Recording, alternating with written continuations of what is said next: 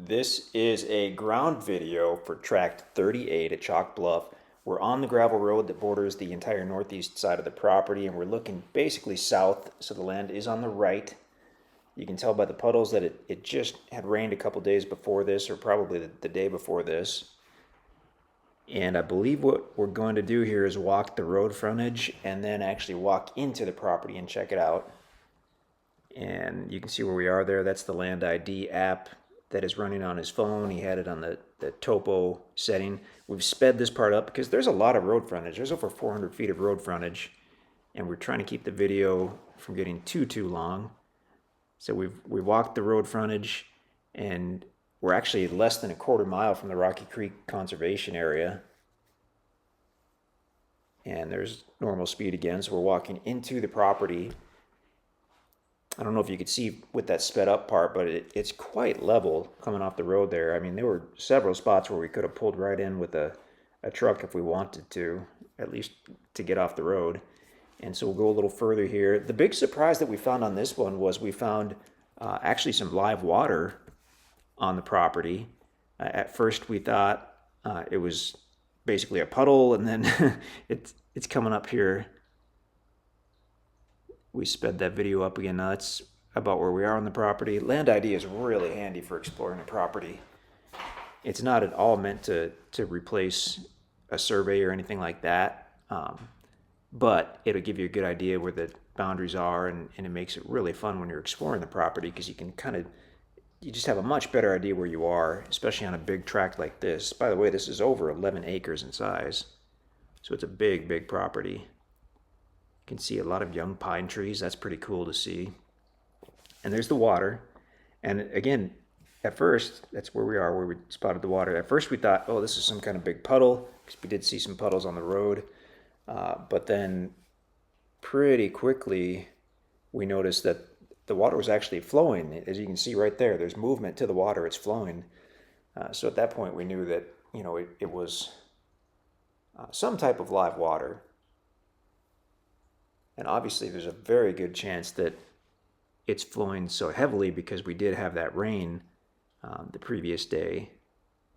But after we follow it for a while and you can look where it's running, it appears that for many years that's had water in it at some point or another, because there are areas that have rocks and gravel. And then when we look again at the topo map in a bit, you can kind of see that we've been walking down the start of the little valley on the property. And so that absolutely makes sense that is where we'd have that live water, that running water.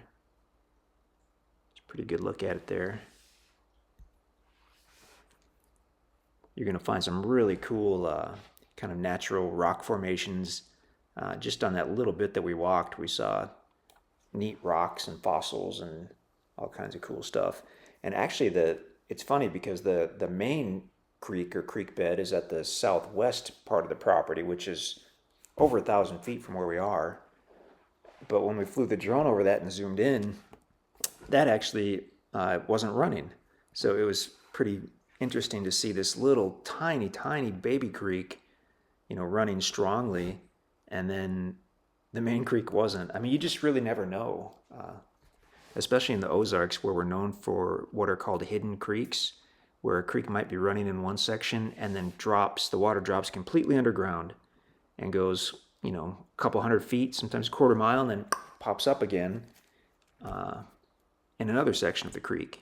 And that's just the nature of the kind of ground we have in certain areas where we've got cave type structures and whatnot underground. And that's a topo map just showing where we are. And you can see, if you look at the map carefully there, that we're at the start of that valley that goes diagonally across part of the property. Really cool to see that live water, though. I mean, that's always fun especially when you don't have any clue it's there. Now we've sped this part up and we're walking back up. It didn't take us long to get to the level part. And in just a moment here, we actually find, well, maybe a few moments, we actually find we find that we're looking at the map to see where we are. And that'll help you when you go to find, yeah, It's just a deer stand, but it's kind of cool to find it on the property. You'll see it in a moment here, I believe. There we go. Okay. I think we get a decent look at that. As you probably, oh, there we go. So that's about where we are, toward the north or northeast part of the property. It's a pretty cool deer stand, actually. It looks like it's probably been 3-4 years since anyone's used it, because some of those branches have started to kind of grow into it, but it looks like it was pretty well made. We didn't get too much of a look at it. That's a nice trail right there. Looks like it leads toward the road. That's something that on some of these large properties you find that you just can't see on the aerial photo. There's a good shot of that deer stand. So that was probably set up to hunt some type of open area adjacent to where it is. I was going to say earlier, and then I lost my train of thought. There we're walking on the trail. Great to see a little trail there. It needs to be cleaned up, obviously, and we've sped things up. But I'm narrating this video. I wasn't the one that took this video, but we had some issues with the sound, so that's why I'm narrating it right now. And now we're back close to where we started. If we get back to the road, we're more toward the northwest part of the property. Beautiful tract, big tract, less than a quarter mile from the conservation area, which is over 3,000 acres of public land that you can generally use for hunting and recreation.